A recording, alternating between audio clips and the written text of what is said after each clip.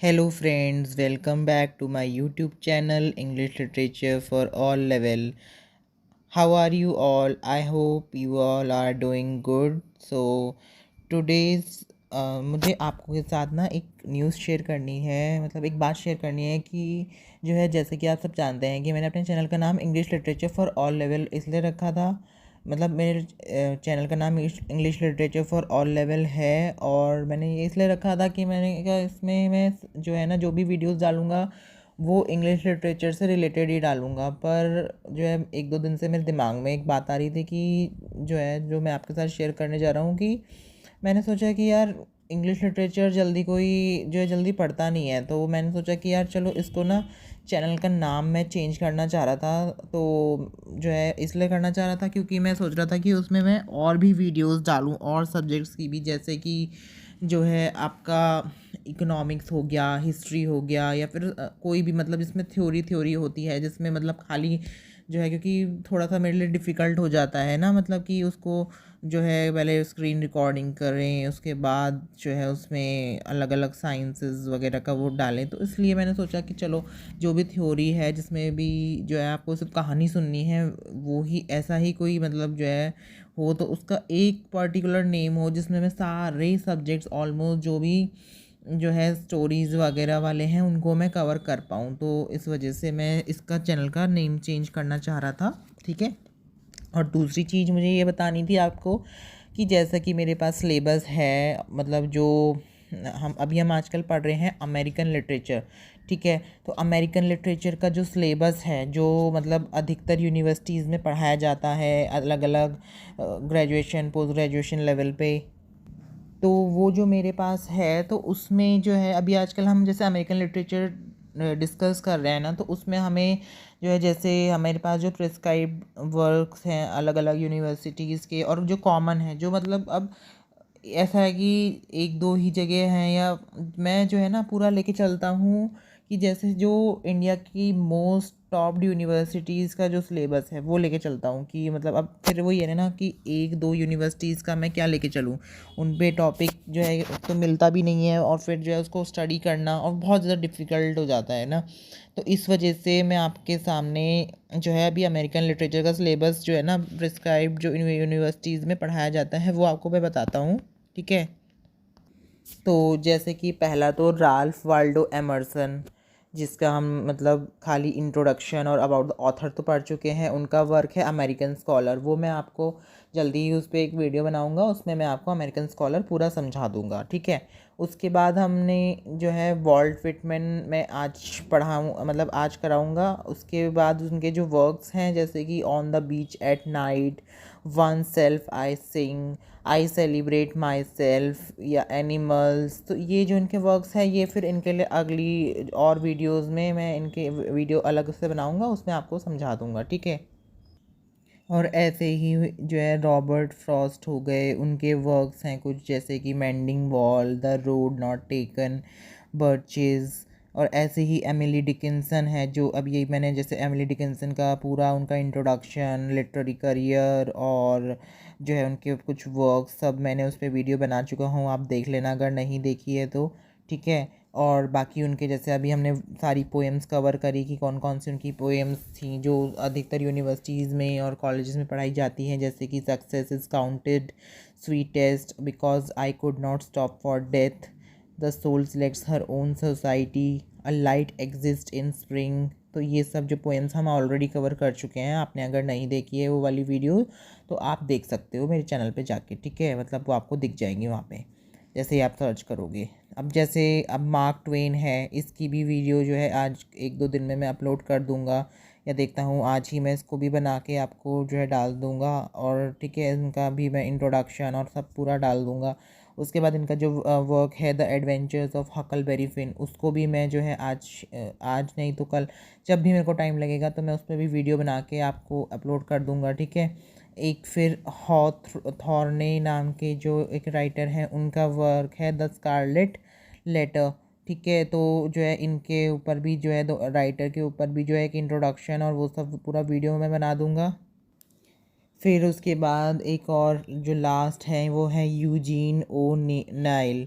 तो इनका जो वर्क है द हेयरी एप, इस पे भी मैं वीडियो बनाऊंगा, बहुत जल्दी आपको देखने के लिए मिलेगी। तो ऐसे करके हमारा अमेरिकन लिटरेचर का जो टॉप यूनिवर्सिटीज़ में या यूनिवर्सिटीज़ में जो कॉमन सिलेबस है जो पढ़ाया जाता है, उस पर मैं वीडियोस जो है आपको बना के और अपलोड करूँगा।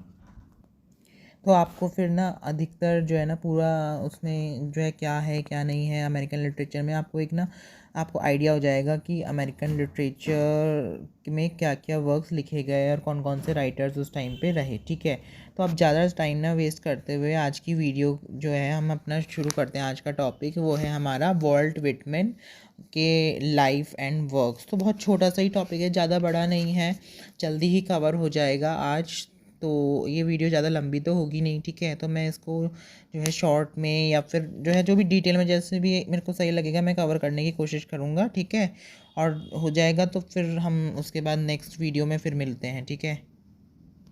तो चलिए शुरू करते हैं वॉल्ट विटमैन, ठीक है। इनका हम पहले पढ़ेंगे लाइफ एंड वर्क्स। इसमें ज़्यादा कुछ है नहीं, लाइफ कैसी थी उनकी और जो है उनके वर्क्स क्या क्या थे उनके, मतलब क्या क्या उन्होंने लिखा, क्या क्या पब्लिश हुआ, कब कब पब्लिश हुआ, ये सब पढ़ेंगे, ठीक है। तो वॉल्ट विटमैन, ठीक है, वॉल्ट विटमैन एक अमेरिकन पोएट थे। ये सब आप जानते हैं कि हम अभी जो है अमेरिकन लिटरेचर के बारे में पढ़ रहे हैं, तो अमेरिकन पोएट्स ही पढ़ेंगे, अमेरिकन राइटर्स ही पढ़ेंगे या अमेरिकन नॉवलिस्ट ही पढ़ेंगे, ठीक है। तो अब वॉल्ट विटमैन जो है 1819 में इनका बॉर्न हुआ था, मतलब बर्थ क्या बोलते पैदा हुए थे ये, और 1892 में इनकी डेथ हो गई थी। 1892, ठीक है, इसमें इनकी डेथ हो गई थी। तो अब पढ़ना शुरू करते हैं आगे। Walt Whitman was born at West Hills in 1819। West Hills नाम की जगह पे इनका जन्म हुआ था। और ये वेस्ट हिल्स कहाँ पे, हंटिंगटन लॉन्ग आइलैंड। हंटिंगटन एक जगह थी, वहाँ का कोई आइलैंड होगा लॉन्ग आइलैंड नाम का, वहाँ पे इनके जन्म हुआ था। Between the ages of 16 and 20 he was a journalist. तो अब क्या हुआ कि जब वो 16 से 20 साल की एज के बीच के थे तो उस टाइम पे वो जर्नलिस्ट रहे, फिर teacher at several parent country schools, different country schools. तो मतलब कि वो काफ़ी जो है ना अलग अलग जगह पे उनकी कंट्री के स्कूल्स में जो है ना टीचर भी रहे उस दौरान।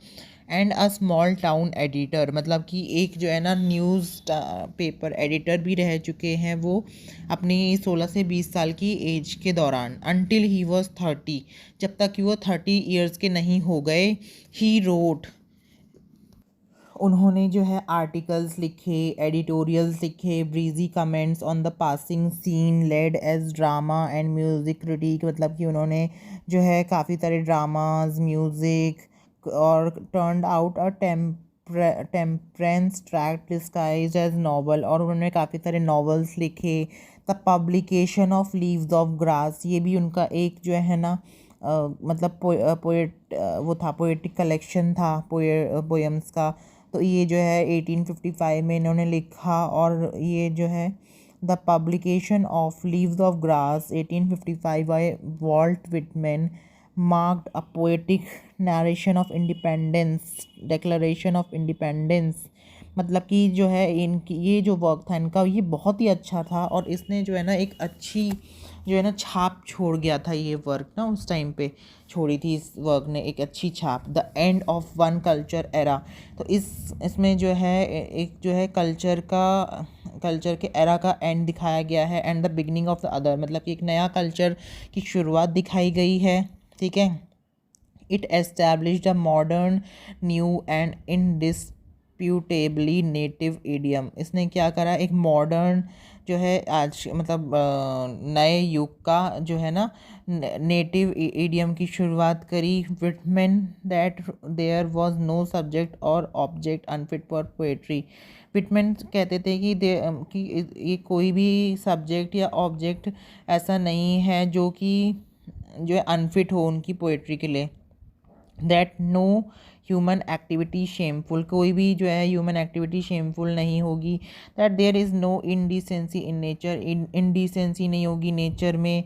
और जो है क्या बोलते हैं, the that the body was as beautiful as even as sacred as soul, मतलब कि बॉडी भी जो है ज़्यादा ब्यूटीफुल होगी, लेकिन बॉडी से भी ज़्यादा ब्यूटीफुल क्या होगा, जो सोल है इंसान की जो आत्मा है वो ज़्यादा ब्यूटीफुल होगी बॉडी से। बीइंग अ स्टॉन्च डेमोक्रेट, वो जो है ना बहुत ही कट्टर डेमोक्रेट थे। तो his poems passionately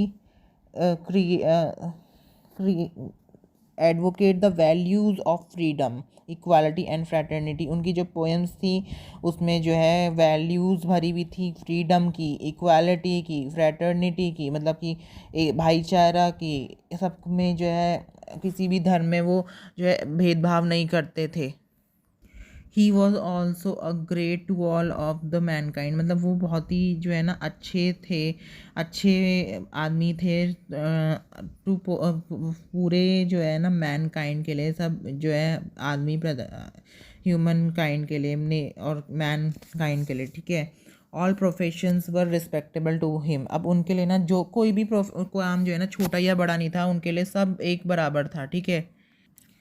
no work done in by man hands was mean, उनके लिए जो है ना कोई भी काम जो है ना एक ऐसा था कि मतलब चलो किसी ने भी करा, छोटा या बड़ा कोई भी, सब एक बराबर है उनके लिए। मेल और फीमेल, वाइट और ब्लैक, मतलब कि या तो वो आदमी है या औरत है, एक ही है। वाइट और ब्लैक, काला है या गोरा है। हाई और लो, मतलब कि कोई रिच क्लास से है या बिल्कुल ही पुअर पीजेंट्री क्लास से है, ठीक है। All were brothers and sisters, उनके लिए जो है ना सब जो है भाई और उनकी बहन के जैसे थे। He wanted to see a grand democracy of all humanity, अब उन्हें जो है एक उनका सपना था कि मैं जो है ना ग्रैंड जो बहुत बड़ी जो डेमोक्रेसी देखूं, किसकी, ह्यूमैनिटी की, ठीक है। The brotherhood of all Mankind, मतलब कि जो है ना सब लोगों में आपस में भाईचारा हो, अच्छे से वो रहने वाले हों। Whitman wanted to make poetry truly democratic, अब विटमैन को ना पोएट्री को ना अच्छे से बिल्कुल पूरी तरीके से डेमोक्रेटिक बनाना था। तो गाइज़ मैं ना आप लोग को ना दोनों ही लैंग्वेजेस में बाइलिंगुअल होके, जो मैं रोज़ बोलता हूँ कि मैं आपको ना बाइलिंगुअल होके पढ़ा रहा हूँ, ताकि जो है ना आप लोगों को समझ आता रहे। जो लोग इंग्लिश वाले हैं, जो लोग हिंदी वाले हैं, उन लोग को जो है अच्छे से समझ आता रहे, और दोनों ही लैंग्वेजेस में आप समझने की कोशिश करें, ताकि आपको ज़्यादा से ज़्यादा समझ आए और आप अपने एग्ज़ाम में अच्छे स्कोर ला पाए। मैं भी यही चाहता हूँ कि आप सभी जो जो मेरे वीडियोस को देख रहे हैं वो अच्छे से अपने एग्ज़ाम में बहुत अच्छा स्कोर करें, ताकि जो है आपको भी प्राउड हो कि हाँ हमने पढ़ा था और हम अच्छे से स्कोर कर पाए। चलिए अब हम वापस आते हैं अपने टॉपिक पे। He spoke away from feudal traditions and gave to the world a new and democratic way, a poetry of the people. अब वो कहते हैं कि जो है ना मतलब उन्होंने जो है ना जो पहले के ट्रेडिशंस थे उनको देखते हुए एक जो है नए वर्ल्ड की स्थापना करी, और जो है अपनी एक जो है ना डेमोक्रेटिक वे में जो है उन्होंने स्थापना करी, और अपने जो लोगों तक पोएट्री पहुंचाने का फ़ैसला किया, और उनको जो है अच्छे से अच्छी पोएट्री पहुंचाने का फ़ैसला किया। For the people and by one who did not consider it superior, अब उन्होंने उन लोगों के लिए भी पोएट्री लिखना शुरू कर दिया जो उस पोएट्री को ना सुपीरियर नहीं मानते थे। उसको वो सोचते थे कि इसका पोएट्री का क्या यूज़ है यार, क्यों लिखते हैं पोएट्री, क्या क्या होता क्या है पोएट्री लिखने से। That is why we do not see in his very superficial ornaments like, अब इसी वजह से क्या होता है कि हमें जो है ना उनकी पोएट्री में ना कुछ सुपरफिशियल ऑर्नामेंट्स, ज्वेलरी वगैरह नहीं देखने को मिलती है। अब ज्वेलरी आप सोच रहे होंगे कि ज्वेलरी जो हम पहनते हैं वो नहीं, ज्वेलरी पहनने वाली ज्वेलरी नहीं, लाइक उनके जो है भाषा में ज्वेलरी किसे कहते थे, मीटर हो गया, राइम हो गया, पोएटिक डिक्शन हो गया, मतलब कि जो है स्टाइल ऑफ राइटिंग, या फिर उसमें जो है एक सेंटेंस में कितने वर्ड्स हैं, या फिर राइमिंग स्कीम प्रॉपर है या नहीं है, सब वो जो है उस चीज़ को फॉलो नहीं कर सके वो इस चक्कर में। All his poems written in the language of the common man, अब जो उनकी सारी पोएम्स थी ना वो ऐसा नहीं कि जो है बस भाई अब जो मतलब पढ़े लिखे लोग हैं उन्हीं के लिए वो लिखते थे, वो ऐसा नहीं करते थे। वो जो है ना सबके लिए लिखते थे, मतलब जो common language common man use करता था ना डे टू डे लाइफ में, वो उसके हिसाब से लिखते थे।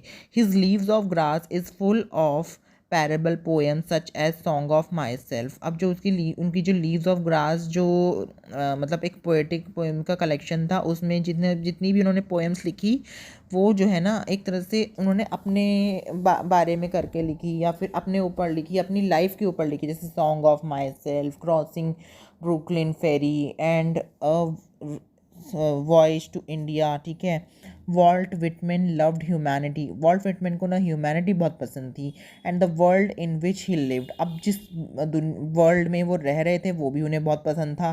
But at the same time a fond Sikar of दो स्पिरिचुअल ट्रूथ, अब वो जो है ना बहुत ही ज़्यादा फॉन्ड सीकर थे, मतलब कि बहुत ही ज़्यादा उन्हें जो है ना एक तरह से ना स्पिरिचुअल मतलब धार्मिक जो है ट्रूथ की को खोजने की एक उत्सुकता थी, which enable us the glimpses of intimations of immortality, मतलब कि उनको एक तरह से ना इंटीमेशंस होती थी कि जो है मुझे मेरे को इमॉर्टल बनना है, ठीक है।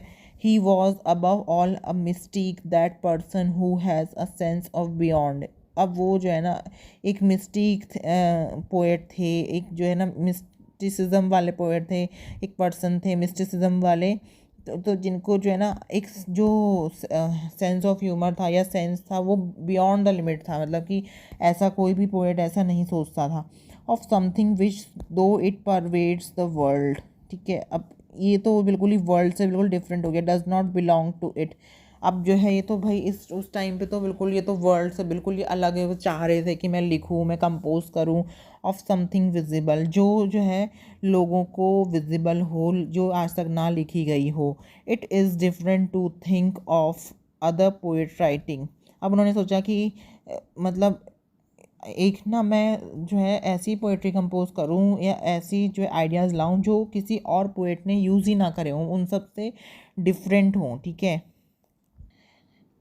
It is different to think of the other poet writing with so much reverence for life in his heart, मतलब कि जो है अलग हो सब पोएट से, और उसके हार्ट में हो सब ना बातें।